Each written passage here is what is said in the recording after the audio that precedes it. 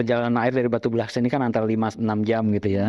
Sehingga kita bisa diantisipasi dengan koordinasi penjaga pintu air 10. Kalau kita lihat di daerah Priuk, di daerah Total Persada itu rumah tuh di bawah muka air tuh.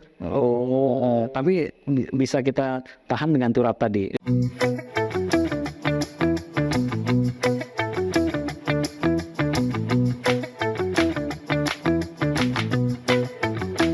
Assalamualaikum warahmatullahi wabarakatuh. Selamat datang di podcast Satelit News. Kali ini kita akan ngomongin banjir.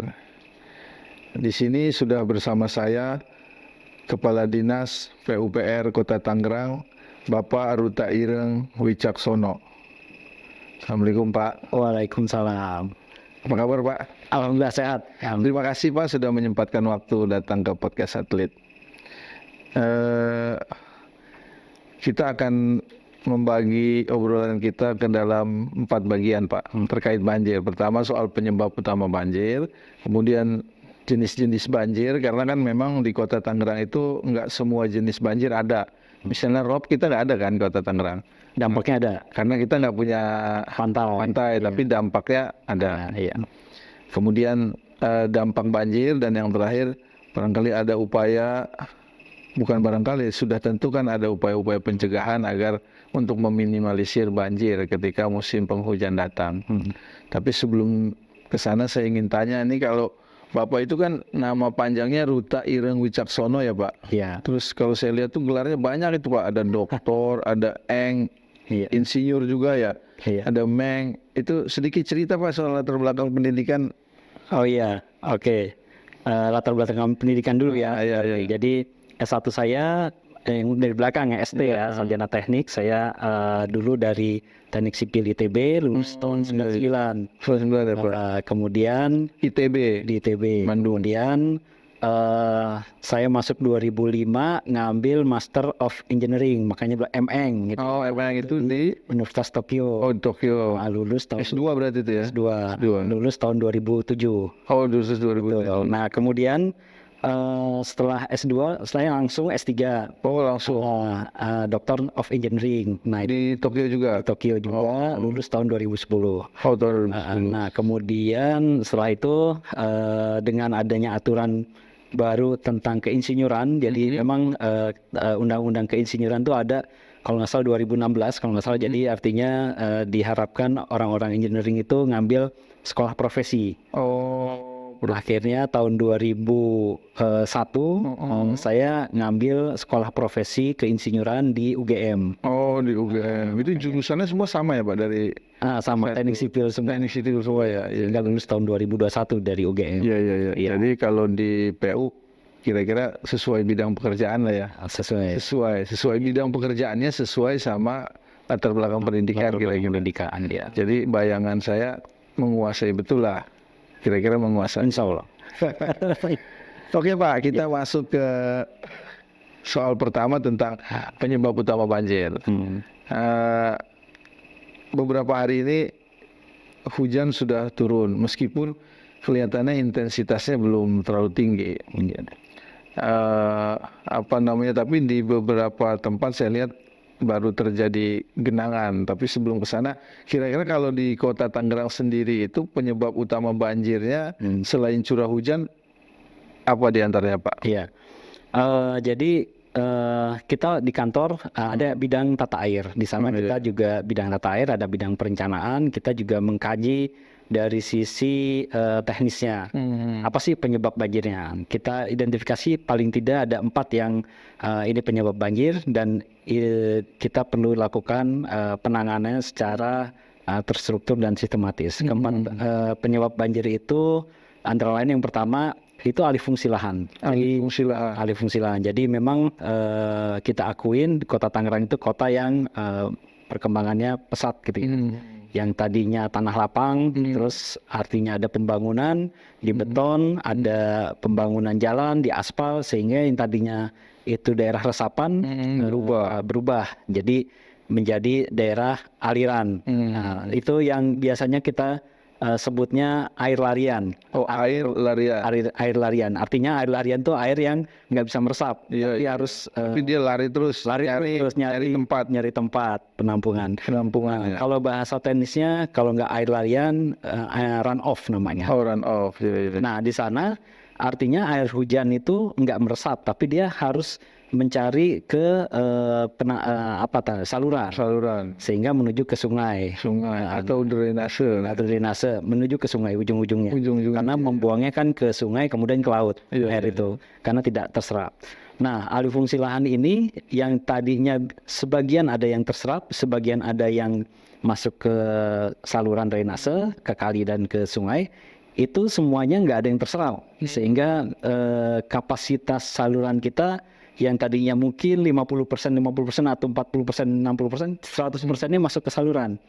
Sehingga saluran kita daya tampungnya pun perlu kita koreksi. Makanya Kebanyakan air masuk. kebanyakan air masuk ke saluran. Nah, sehingga itu salah satu penyebab. Kemudian yang kedua, penyebab kedua ini Kota Tangerang itu termasuk kalau dari sisi tata ruang kemiringannya itu antara 2-7%. Artinya apa tuh, Pak? Jadi artinya relatif datar. Oh, Nah, saking relatif datarnya ada beberapa wilayah yang justru di bawah kali gitu ya, di bawah saluran pembuang alami gitu ya, sehingga ya secara itu dia lebih rendah dibanding kali atau dibanding saluran, sehingga memang itu terus terjadi banjir. Nah, itu pun kita lakukan secara kajian hal-hal untuk penanggulannya berbeda dengan yang lain, dengan penyebab yang pertama. Nanti kan kita tadi treatmentnya beda-beda. ini beda-beda. Terus kemudian yang ketiga, penyebabnya pembangunan yang sudah ada itu juga ya namanya masa layan ya, itu juga ada kerusakan saluran drainase, sehingga perlu perbaikan. Ada yang bocor, ada yang kemudian harus direhab. Nah, itu yang bocor itu juga kadang-kadang menyebabkan banjir. Bocornya itu juga banyak sumbatan sampah. Itu juga salah satu penyebab. Kemudian yang keempat, tentunya ya ini memang dari sisi birokrasi ya. Di setiap entah itu jalan atau saluran kali itu ada kewenangan. Ini juga treatmentnya berbeda gitu ya. Artinya kita koordinasi lebih. Bagaimana untuk menyiapkan sarana pembuang air dalam hal ini banjir. Kita juga melakukan koordinasi karena terkait dengan kewenangan-kewenangan yang berbeda antara tingkat kota, provinsi, dan tingkat karena sungai itu kan kewenangannya bukan di Bapak kan, bukan di tingkat kota, tapi di provinsi. Maka harus ada koordinasi gitu ya. Kalau terkait sistem drainase kita, Pak, saat ini itu baik atau buruk? Masih atau gini dulu, apa yang dikatakan sistem drainase buruk tuh kayak apa? Atau sistem drainase yang sudah baik tuh kayak apa, Pak? Iya, jadi sebetulnya kalau baik buruk, kalau dari sisi kita, terutama masyarakat atau orang awam, ya kalau nggak banjir berarti baik gitu kan? Gitu ya. Kalau sederhananya gitulah ya. Kalau bisa mengaliri air, harusnya baik, gitu ya. Baik ya. Kalau misalnya masih ada yang nyangkut, masih ada ini, berarti buruk gitu. Buruk. Maksudnya kalau misalnya gorong-gorong kapasitas penampungan airnya besar, tapi ada sampah yang mampet, itu kategorinya sistem drainasenya buruk. Buruk gitu, karena nggak berfungsi dengan baik. Karena tidak berfungsi dengan baik, ya. Padahal meskipun sampah itu kan bukan disengaja oleh pengelola gorong-gorong, tapi memang ada perilaku masyarakat yang kurang baik, misalnya penumpukan sampah. Sepakat, dan itu nanti ada treatmentnya tersendiri. Nah, itu ada treatment tersendiri. Oke. Ya. Tapi overall di kita itu di semua wilayah apa perlu ada gimana, Pak, sistem drainasenya? Ya, jadi masih banyak yang perlu di kapasitasnya luas, diperlebar atau gimana? Iya, jadi kalau dari sisi kan setiap kita melakukan pembangunan kita evaluasi terus ya. Kita memang masih ada banjir itu hampir 200 hektaran gitu banjir ya, Iya, lokasi genangan, dan itu memang kita bekerja. Kenapa kita bisa ngitung 200 hektar gitu? Karena kita punya master plan pengendali banjir yang kita susun 2017. Jadi artinya kita bekerja juga punya ada guideline, Ada dasarnya. dasarnya, ada guideline-nya. Tapi sambil terus kita evaluasi, oh ini rencana yang seperti ini, kita lakukan ini, kita evaluasi ada perbaikan atau enggak. Kalau ada perbaikan kita koreksi, kita update lah master plan itu gitu. Kayak gitu. Nah, tadi balik lagi, setiap itu kita lakukan evaluasi. Kalau misalnya udah lakukan ini, kita cek lagi ini masalahnya, jangan-jangan ada sesuatu yang lain nih masalahnya gitu yang harus kita perbaikin. Kurang lebih seperti itu. Ya, oke Pak. Kemudian kita ke soal jenis banjir nih. Kalau di kita kan Kota Tangerang itu kan nggak punya pantai kan, ada rob tuh jenis banjir, salah satu jenis banjir. Dia terjadinya di wilayah tetangga kita kabupaten, tapi punya dampak. Apa tuh Pak dampaknya kalau terjadi rob itu? Iya. Di antaranya.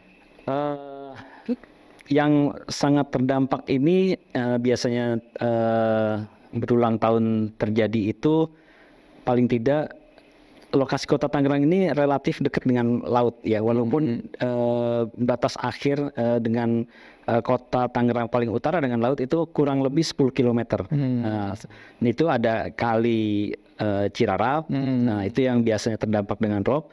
Juga kali Cisadane relatif enggak ya? Nah, karena memang agak belok-belok, agak jauh gitu.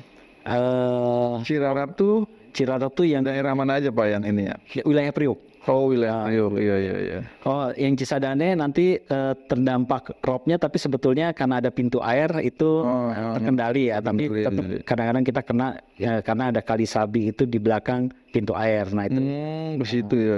Jadi terus ada namanya kali Prancis. Nah itu Prancis juga dekat dengan laut, itu juga tinggi. Jadi gini, kalau rob itu ketika bulan purnama air laut tinggi kan, sehingga air di Cirarap, air yang ada di kali Cisadane atau kali Prancis itu relatif nggak bisa ngalir, bahkan stuck atau bahkan justru backwater, balik, air laut masuk gitu ya, sehingga air yang kalau di Kota Tangerang hujan, air yang dari Kota Tangerang itu nggak bisa keluar, jadi akhirnya ya ngantri itu. Itu kalau ada rob, intensitas hujan besar, kiriman hujan dari Bogor tinggi, berarti ya ambiar itu, ambiar. luar biasa. Iya itu. Iya. Tapi kalau sejauh ini tidak pernah berbarengan ya? Tahun lalu berbarengan, berbarengan gitu ya. Biasanya hujan deras, terus ya pas rob itu artinya sekitar bulan purnama lah ya, tanggal bulan Hijriahnya itu 12, 13, 15 gitu ya. Hujan, air laut tinggi ya, Cirarap nggak bisa keluar airnya, itu nggak keluar ke laut gitu. Ya, untungnya robnya bulan purnama aja tuh, hanya beberapa hari ya. Kalau subuh nah itu pun ada treatment nanti kita. Oh, itu ada treatment sendiri. Oke.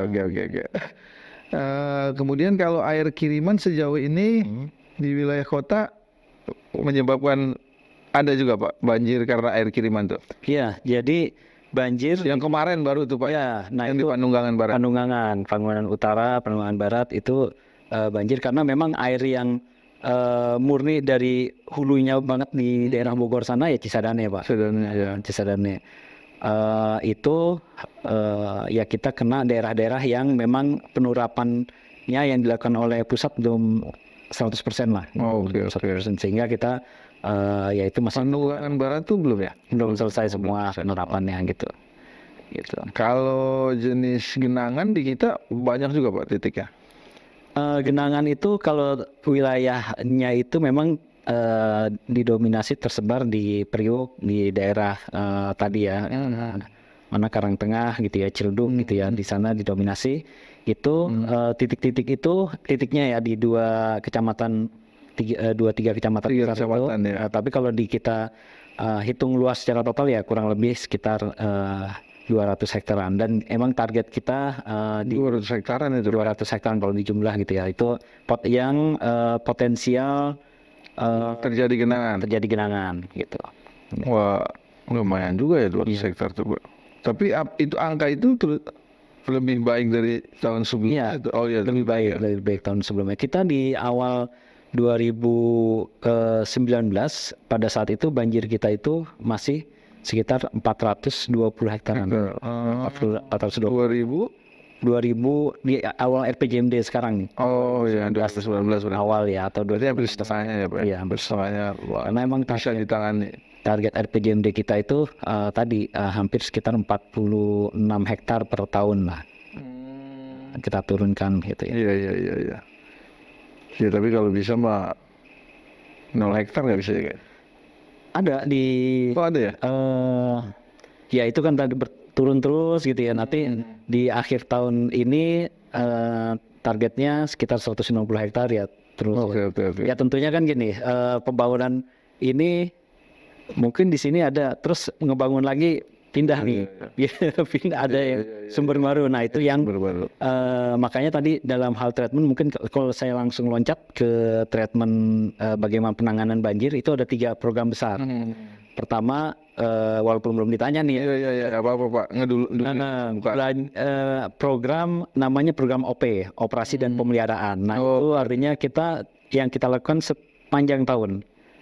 Ada hujan atau nggak hujan, kita lakukan operasi pemeliharaan ini dalam rangka antisipasi. Tadi di OP ini termasuk yang membersihkan sampah-sampah domestik tadi. Sampah domestik kita itu normalisasi, endapan-endapan itu kita angkat, itu bagian dari OP. Nah, kemudian ada yang namanya program rehabilitasi. Nah, program rehabilitasi ini yang saya tadi sampaikan itu adalah terkait dengan infrastruktur yang kita udah bangun, tapi kan dengan berjalannya masa layan itu aus, kadang bocor, ada biasanya kalau bangunan-bangunan tanah itu karena ada binatang tanah tuh yang tikus gitu ya, nah itu yang menyebabkan kadang-kadang terus bocor, harus kita perbaiki, terus mungkin ada kena akar, nah itu ada namanya. Itu di antara treatment yang kemudian mengurangi jumlah tadi itu. Jumlah tadi treatment. Nah, ini treatment ini tadi yang namanya program rehabilitasi kita lakukan. Nah, yang ketiga ini adalah program pembangunan. Nah, program pembangunan ini yang tadinya belum ada jadi ada gitu. Yang tadinya belum dilakukan pembangunan turap, dilakukan pembangunan turap. Jadi ada 3 program besar ini yang kita lakukan. Kita perdalam lagi nanti, Pak. Ya. Satu lagi soal jenis banjir ini, kalau di Kota Tangerang tuh pernah nggak banjir bandang tuh, nggak ya? Kebetulan kan saya orang Kota Tangerang apa, tapi menurut saya banjir bandang belum pernah terjadi. Iya, cuman banjir yang relatif besar itu mungkin tanggal 1 Januari 2020 itu ya, yang sejabodetabek. Hujan sejabodetabek, terus sehingga banjir. Ya banjir lah. Tapi kalau banjir bandang tuh pengertiannya air kiriman yang begitu besar gitu kan, Pak ya? Kiriman besar biasanya itu ya di daerah pegunungan ya, atau di hulu ya. Iya. Gitu. Kalau di kita itu mungkin bisa gini nggak, Pak? Apa karena normalisasi itu misalnya Sungai Cisadane kan, sepanjang Sungai Cisadane kita lakukan normalisasi ya, Pak. Namanya apa, Pak, itu kalau di beton itu? Iya, kita normalisasi dengan turap gitu. Dengan turap, oke. Apakah turap itu membantu juga, Pak, mengurangi juga banjir bandang tuh? Ngaruh nggak apa?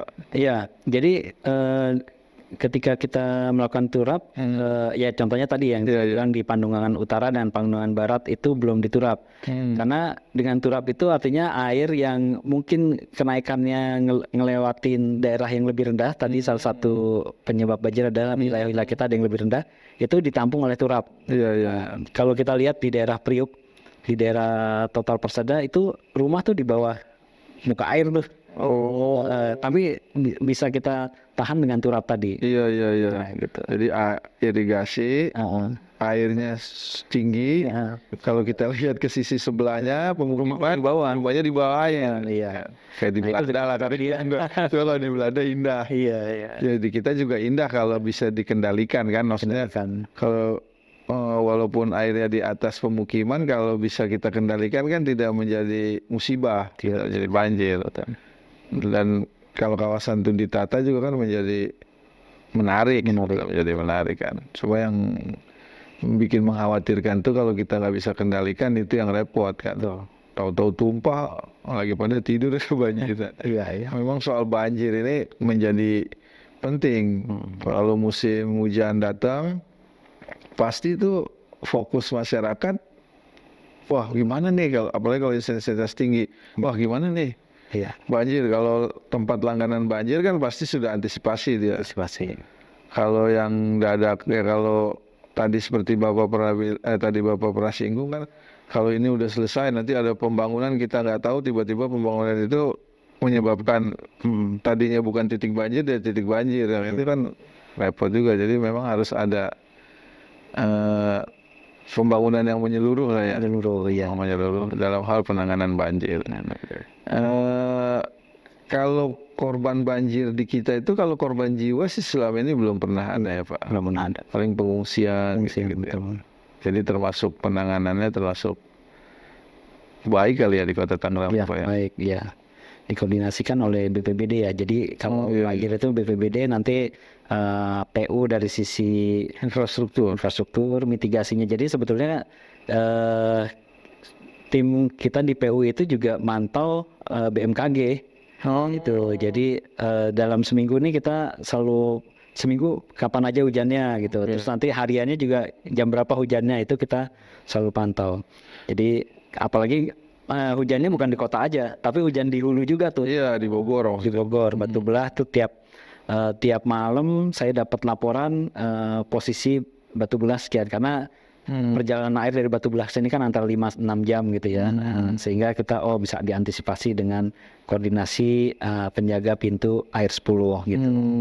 Iya.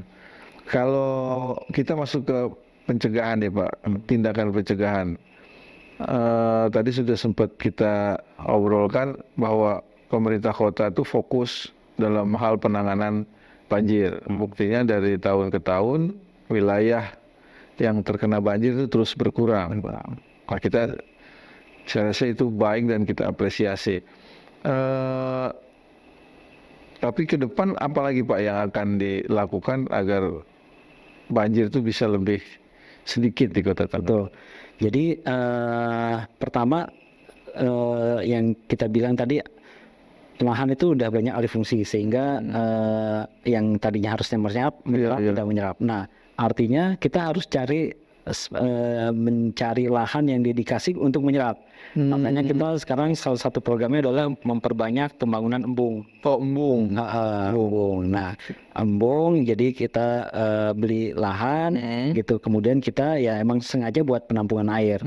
Di situ dikontrol. Makanya tadi sambil kita lihat perkiraan prediksi hujannya kapan, itu nanti kita turunkan. Misalnya 6 jam ke depan akan hujan, itu kita turunkan airnya dengan pompa. Nah, penanganan dan pompa ini juga salah satu treatment tadi yang karena kondisinya landai atau bahkan lebih rendah, sehingga air itu nggak bisa mengalir dengan sendirinya, harus ditarik gitu. Nah, itu makanya contohnya daerah apa tuh Pak? Sebetulnya embung atau sungai itu kita ada 27 titik ini. Di Kota Tangerang. Di Kota Tangerang ada yang secara harus action dengan pompa, itu harus kita kuras. Iya. Jadi setiap mau hujan kita turunin supaya nanti air bisa masuk ke situ. Gitu. Ya, termasuk yang sebetulnya di bawah kewenangan provinsi ya, kayak situ Cipondo gitu. Bulakan. Kalau yang kita buat sendiri embung ada? Ada. Kalau tadi kan situ Cipondo, situ Gede di bawah provinsi ya. Nah, yang kita buat sendiri ada berapa banyak tuh Pak untuk itu? Total tadi itu ada 27. Jadi kalau yang dikurangi 27 itu 27 titik di bawah di bawah koordinasi Bapak semua. Iya, koordinasi, termasuk yang situ yang provinsi tadi ya. Iya. Kayak Cimone di situ ada embung, kemudian di Paninggilan ada embung.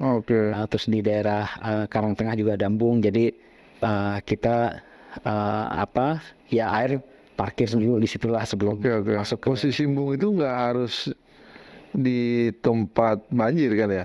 nggak harus. utama ya. Iya, Tapi kan untuk mengantisipasi yang lain pasti Iya. nggak harus ya. betul.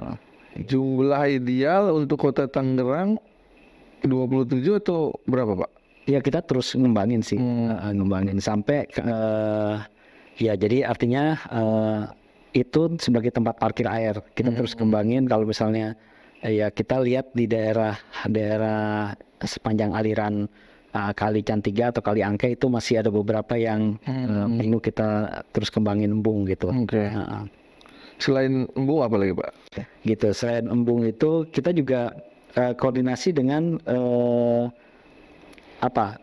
selain embung ada kolam olakan. Jadi setiap drainase di beberapa wilayah itu kita bikin kayak Kolam semacam olakan. Nah, itu kayak semacam bak gitu ya. Relatif lebih kecil lah. Mungkin ukurannya sampai 5 Jadi, kali 5 meter. Gimana Pak misalnya Pak? Jadi ada saluran Saluran drainase terus saluran drainase, kemudian karena dia posisinya relatif datar atau bahkan lebih rendah dibanding sungai, ya kita harus ditampung dulu tuh, harus ditarik ke atas airnya itu karena lebih rendah nih buat dipali.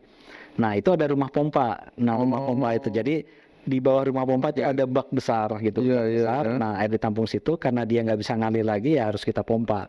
Nah di sana rumah pompa itu kita juga karena personil kita juga terbatas ya, kita serahkan atau kita latih biasanya ketua RT atau petugas di RT RW untuk mengoperasikan pompa tadi. Iya.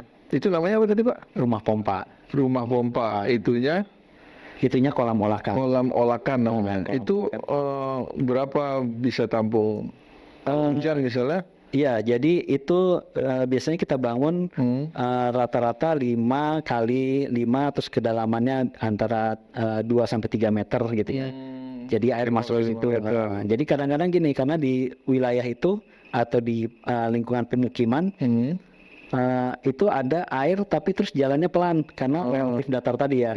Terus ya udah pelan-pelan kita tampung sini, terus dia nggak bisa masuk ke kali karena mungkin kalinya pertama lebih tinggi Atau penuh air. penuh air sehingga dia masuk di kolam itu, masuk di kolamnya dulu, kolam olakan tadi, kemudian baru kita sedot keluar. Disedot pompa namanya itu ada berapa titik Pak? Itu kita database kita pompa yang tersebar ya termasuk rumah pompa sih, tapi sebetulnya ada beberapa mungkin belasan sampai 20 itu pompa yang sifatnya portable, itu ada 260 unit pompa Kota Tangerang gitu. Nah dalam hal mengoperasikannya kita tadi dibantu masyarakat juga ya, masyarakat RT RW karena jangan sampai pompa itu mati pas dibutuhkan gitu ya, makanya dipanasin. Berarti ada 2 hari sekali. Harus sering dipanasin juga ya, ada pemeliharaan lah ya. Pemeliharaan. Betul. Oke, kalau ini Pak saya ingin ke yang penurapan kali. Kalau di kita itu yang fokus prioritasnya selain Cisadane kali yang besar dulu nih. Kali yang besar kita ada Cirarap, Cisadane, sama kali tadi Kali Angke. Kali Angke. Besar. Yang sudah semuanya kan masuk program penerapan.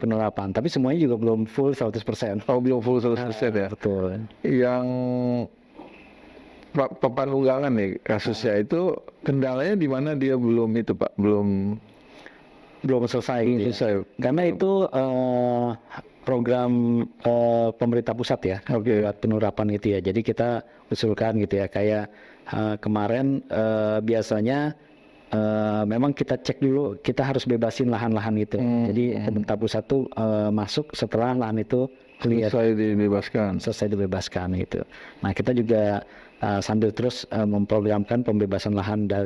Pembebasan lahan tujuannya untuk ya kan ketika diturap juga perlu ada akses gitu ya, jalan masuk gitu. Biasanya kan nggak mudah kalau membebaskan lahan tuh, kan ada kendala, pasti ada kendala ya.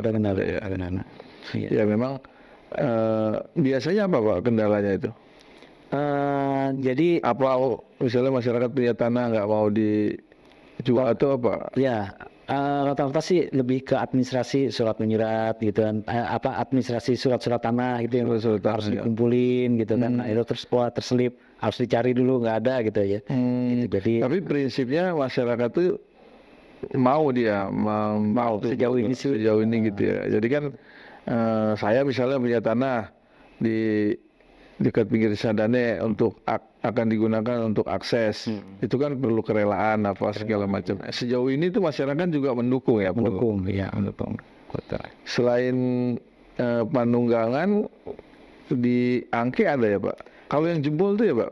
Iya, nah itu jebol di tahun lalu ya, tahun 2022 itu di Pinanggeria ya. Pinanggeria. Itu sudah diperbaiki, Pak? Sudah diperbaiki. Oh, sedang apa sudah? Tahun lalu itu bertahap, Pak. Nah, itu Oke. bagian dari program yang tadi nomor 2, program rehabilitasi. Sebetulnya sudah ada gitu ya, sudah ada turapnya, tapi kan dengan berjalannya waktu Masa Layan dia keropos, jebol, kekuatannya berkurang gitu ya, sehingga pada saat itu sempat jebol gitu ya. Nah itu memang dalam proses program rehabilitasi. Ya, saya ingat itu waktu jebol itu, tapi cukup cepat juga penanganannya waktu itu, Pak ya, karena kita kasih Isdam, Isdam ya, kasih kita Isdam. penanganan sementara. Kalau yang kali apa tadi, Mas, satu lagi yang di Cirarap. Cirarap. Ya, Cirarap itu memang di peta kita dia berbatasan dengan kabupaten ya. Jadi batas kota dan kabupaten di wilayah barat itu sepanjang Kali Cirarap, terutama di wilayah Priuk gitu ya. Nah itu kita juga koordinasi ke sana karena dari wilayah Priuk sampai ke mana Laut Jawanya gitu ya. Nah itu relatif datar juga tuh, jadi alirannya juga lambat ya. Lambat itu kan, udah datar banget. Nggak kencang. Kalau posisi yang bagus sebenarnya Cisadane ya, Pak? Cisadane, iya, karena Cisadane juga ada pintu air ya kan. Ada pintu air ya, ada pintu air. Kalau terkait drainase, Pak, infrastruktur drainase dalam hal pencegahan, tahun ini kita sudah melakukan apa aja tuh, Pak? Oh, saya buka data dulu ya. Oke. Drainase nih ya. Silakan, Pak, silakan. Biar salah ini, biar Iya, biar nggak salah nih. Jadi kalau drainase ya kita targetnya udah kan ada dari makronya, ada mikronya. Ini kita 49 km nih. Oh, tahun ini aja itu 49 km. Kita lakukan pembangunan gitu ya, pembangunan itu drainase. Gitu Pak. Jadi kita di sini secara itu baru dan pelebaran atau baru perbaikan? Pembangunan dan rehab drainase. Pembangunan dan rehab ya. Jadi kenapa harus direhab tadi? Karena alih fungsi lahan, drainasenya jadi kapasitasnya juga kurang besar nih. Jadi harus DI gitu. Kalau pembangunan itu berarti baru tadinya belum pernah ada. Nah, itu yang baru itu dalam rangka penanggulangan banjir juga kan, karena biar air bisa lewat situ ya. Iya. Satu nih Pak, isu yang penting juga, saya nggak ngerti itu masuk bagian tugas dinas PUPR atau enggak, soal sampah itu Pak. Kan drainase itu seringnya itu bermasalah ketika tersumbat sampah atau ada bekas pembangunan. Iya. Misalnya ada masyarakat yang bangun rumah terus pasir apa itu atau apa namanya puing-puing rumahnya itu menyumbat saluran. Iya. Ya kan, itu kasusnya di kota itu banyak apa enggak tuh? Banyak banget, Pak. Banyak banget ya. Iya.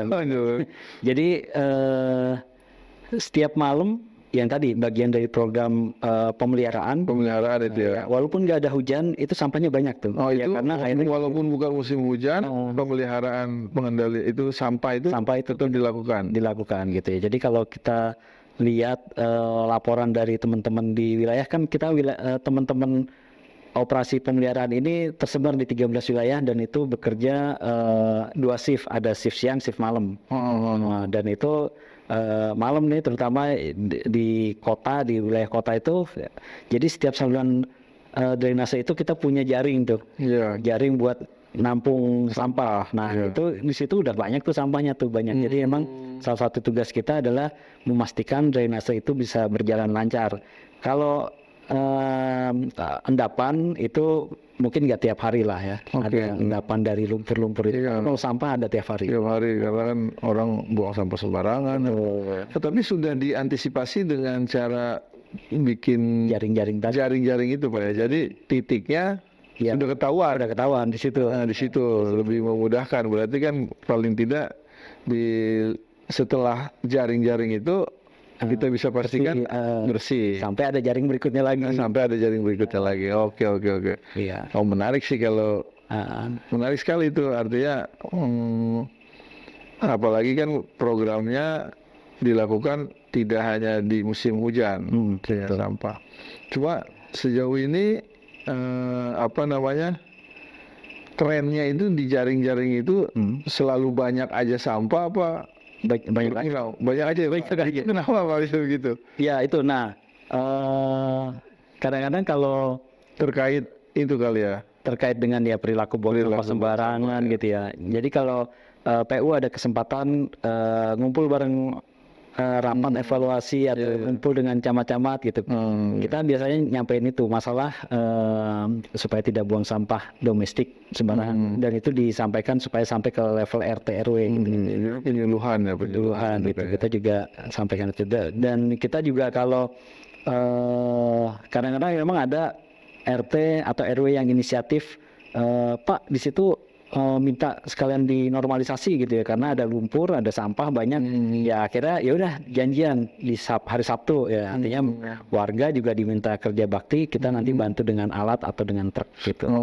Super. Yang begitu banyak tuh Pak? Banyak. Oh, jadi kesadaran masyarakatnya juga sebenarnya sudah ada ya? Sudah ada gitu. Jadi yang buang sampah sembarangan perilaku oknum aja kali ya. Perilaku yang ya emang enak sih kalau habis makan sesuatu gitu tinggal pulang aja, apalagi orang maksudnya kalau dia punya perilaku buang sampah yang baik kan dia cari dulu itu. Cari dulu tempat sampah. Tapi kalau yang nggak punya budaya buang sampah yang baik kan, ya udah aja dia habis makan di mana ada solokan dia buang, akhirnya menumpuk. Jadi memang itu menjadi PR kita juga itu sama-sama. Karena saya kalau ini juga suka juga tuh Pak, kalau mungkin antara sadar dan nggak sadar kadang memang harus terus ditanamkan gitu ya, budaya peduli itu, kebersihan itu. Walaupun penyuluhan tentang jangan buang sampah itu bukan ranahnya PUPR kan ya sebetulnya? Apa ya sama-sama sih sebetulnya. Ya kan memang kalau sampah ada di LH, tapi terkait dengan fungsi saluran itu di kita. Jadi tapi mau kita ikut juga memberi penyuluhan terkait pembuangan sampah. Iya, terutama kalau yang agak repot tuh ketika ada pasar terus dekat saluran ya di sepanjang sipon itu. Itu ya. Waduh, itu luar biasa tuh. Tantangannya berat ya Pak. Tantangannya berat ya. Apalagi kalau ada gorong-gorong yang mampet, kita susah bukanya tuh. Karena di beton tuh kan tantangan sendiri itu Pak ya pasti. Tapi berapa banyak Pak petugas untuk ngurusin drainase itu? Iya, ada OP sendiri ya, ada bagian sendiri ya. Ada bagian sendiri. Namanya ya operasi pemeliharaan. Operasi pemeliharaan di kita pun ada 3 bagian tuh. Ada yang ngurusin